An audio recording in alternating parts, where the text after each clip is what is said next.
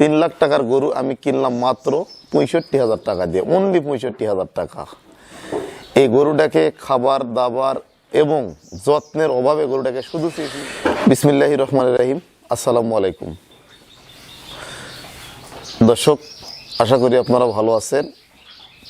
আজ 3 ফেব্রুয়ারি 2022 রোজ বৃহস্পতিবার। দর্শক, আজকে আমি হাজির হয়েছি একটা বিষয় নিয়ে। ক্যামেরার সামনে আপনারা একটা বিশাল আকারের গাভী দেখতে পাচ্ছেন। এটা ইন্ডিয়ান ফ্রিজিয়ান, খুবই উন্নত মানের একটা গাভী। এই গাভীটা এক খামারি ক্রয় করেছিল 3 লাখ টাকায়। এটা দুধ ছিল 28 কেজি। দেখেন, 3 লাখ টাকার গরু আমি কিনলাম মাত্র 65,000 টাকা দিয়ে, অনলি 65,000 টাকা।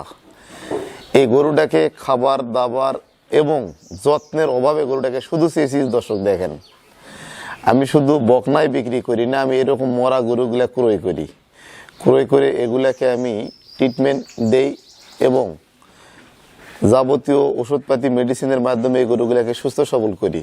দেখেন এই গরুটার শিংয়ের মডেলটা আপনারা লক্ষ্য করেন, একদম সামনের দিকে। আর ভেইনগুলা দেখেন, রগ দেখেন, একদম সুন্দর।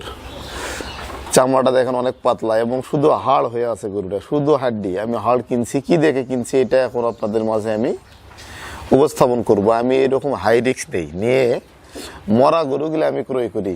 খামারের এই যে খামারে ছিল, শুধু দোয়াইছে 30 কেজি 28 কেজি করে দুধ, গরুকে খাবার দেয়নি, আস্তে আস্তে গরুটা নষ্ট করে ফেলছে। তো যারা দুধের গাভী ক্রয় করে খামার করতে চান তারা একটু ভিডিওটা দেখেন।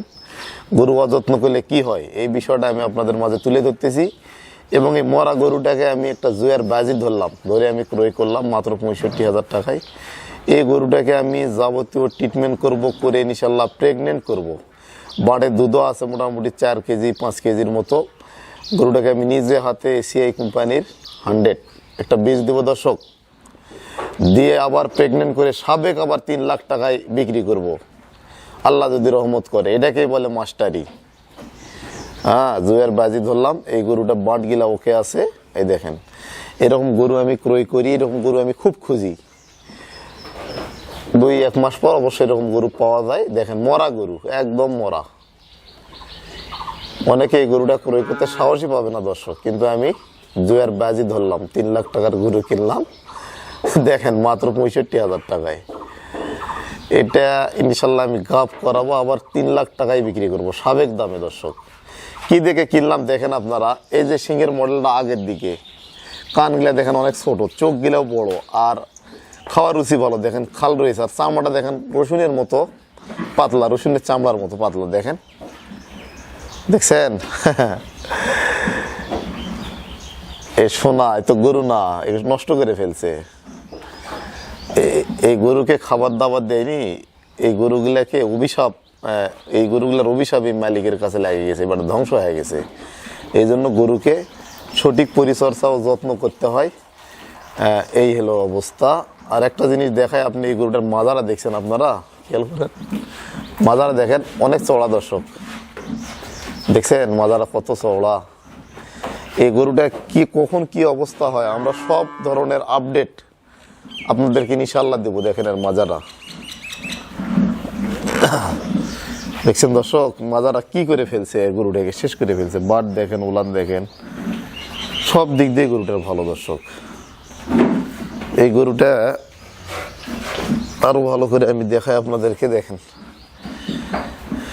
আপনারা মনে করেন তুহিন ভাই শুধু সুন্দর সুন্দর বকনা গিলাই ক্রয় করে এগুলাই বিক্রি করে, কিন্তু এর পাশাপাশি আমার খামারে এই ধরনের কিছু গরু থাকে, আমি আপনাদেরকে দেখালাম।